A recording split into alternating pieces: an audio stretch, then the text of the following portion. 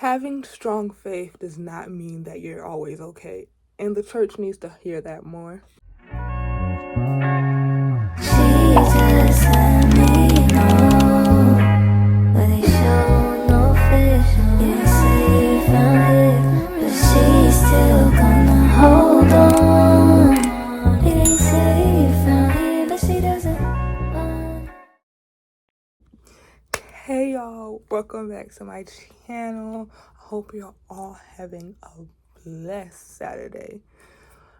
And in part one, we talked about that faith and mental health could first of all coexist and they're not enemies. And even though you can know this, I know firsthand that you could know something and you could still feel guilty for struggling with your mental health. And today's about why overwhelming feelings does not mean that you're failing. The idea that strong faith means you're never struggling is an idea that isn't a lie that the church has had for years. Like, oh, you can't be anxious, or you especially things like anxiety or depression. Like, I'm not trying to diagnose you, I'm only a psychology student, we're not there yet. But especially like those issues, if you're like, oh, it's not, enough, like you're not praying enough, this isn't your fault, this could have been avoidable. But that's not the case, and that's what we talked about in part one.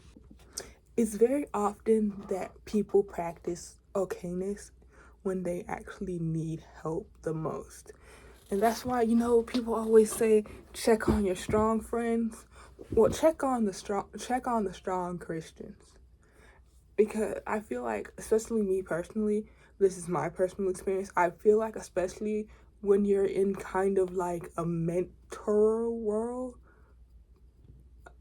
well, I'm not really in a mentor world, it's like an unofficial mentor world because I'm further along in my faith than another person is. So what I did was I distanced myself from that person because I didn't want to show them a bad example. But in reality, what that would be is like, I'm human too. We all go through things, we all struggle. And especially, like, I feel like that's especially important. Like, when you do go through certain sin struggles or like mental health struggles, I said that because that's what the talk. That's what the issue I was going with. But especially like mental health struggles, like when your mental health is struggling, as much as you want to run away and hide, that's when you should seek community the most. Even the strongest people get overwhelmed. Elijah in the Old Testament, homeboy literally asked God to take his own life. And if you look at King David, if you know, you know, that's one of my favorite people in the Bible. He wrote basically half of the Psalms, and that man expressed all his emotions, up, down, left, right, side to side, upside down. Like, he laid it all out with no shame. And that's what's going to do, because we have that ability. Like, God, Jesus is really our dad for real. And no matter what experience you have with your earthly father, this is something I learned too. Really forming and nourishing that relationship as God, as Abba, as your father, really starts to help, because you start to see him more as like, I don't want to say human because he's God, but he's also, that's a video for another day. But you know what I mean. It makes you, if you guys get what I'm saying. But speaking about God being man, Jesus in the Garden of Gethsemane was so anxious about going to the cross. He knew he had, like, he knew That's what he had to do. He was so anxious, and in the Garden of Gethsemane, he literally started to sweat blood. So, you anxious, you can go to God.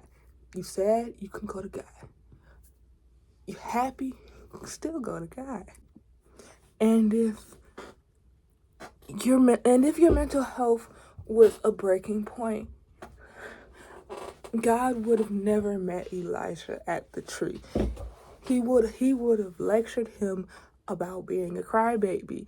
But no, he did not call him a crybaby when he literally could have, because he's God.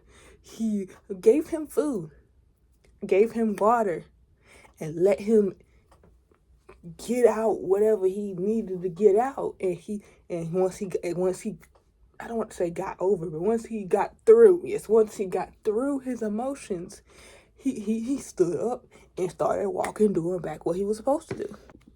And overwhelmed is a way of your body telling you there's something wrong.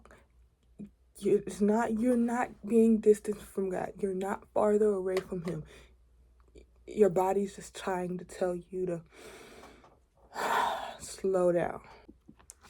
Strong faith doesn't make you superhuman. It makes you held.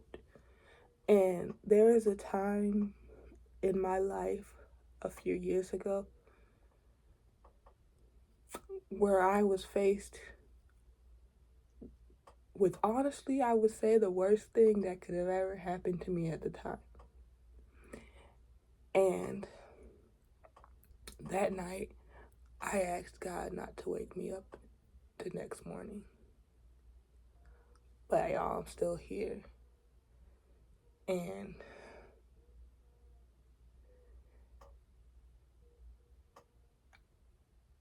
it's been an uphill battle. But choosing him and saying yes to him was the best decision I've made in my life.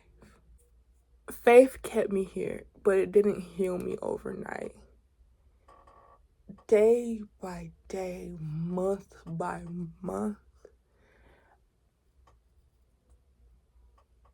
I feel like I'm finally now been starting to heal from what happened. And he's been there every step of the way. He didn't remove the weight. He met me in it. Church culture has unintentionally pressured people into being fine. The phrase, I'm blessed and highly favored, has become armor instead of truth. We feel the need, not necessarily out of pride, but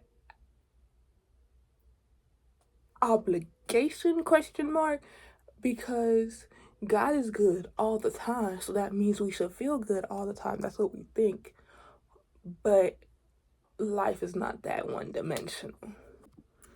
When we can't be honest in faith spaces, we tend to isolate instead of heal. What would happen if you gave someone space to be honest too? Vulnerability in faith is not weakness. It's a ministry. You can't pour into people from a place you've never been honest about. Strong faith looks like crying and still trusting, going to therapy and still praying, showing up on Sunday when you really don't even feel like going out of bed, to be honest, some days.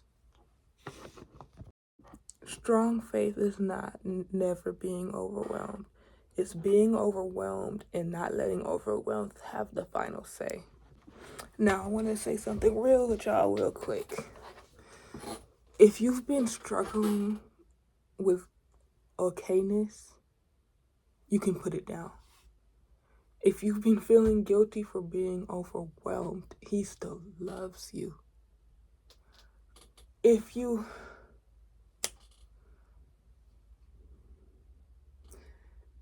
feel a rush to fix everything, You don't have to. That's not your job, baby girl, baby boy. You're not responsible. You're not the fixer. And I wish I would have had someone tell me that sooner. You don't have to be okay to be loved by God. Every day that I wake up is an act of worship for me. You don't have to be okay to be loved by God. Every day I wake up is a walk of faith for me. Some days it's worship, some days it's just getting out of bed, and that's all he asks for. That all he asks for is you. This thing that a lot of us wear around our necks, he did it for you.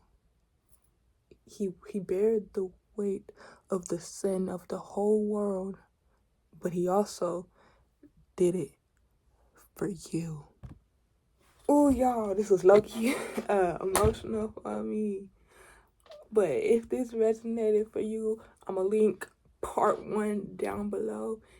And if you ever feel overwhelmed or like anything like that, feel free to reach out to somebody. Comment, and I leave my socials and stuff down there. So if you ever feel the need to talk to somebody, hit up my IG. Like, I'm here. I'm here to listen. Y'all know I'm a psych man. I'm not gonna diagnose you. I don't have the authority to do that. But I'm here if y'all ever need anything. And always, you're welcome here. We grow with God here.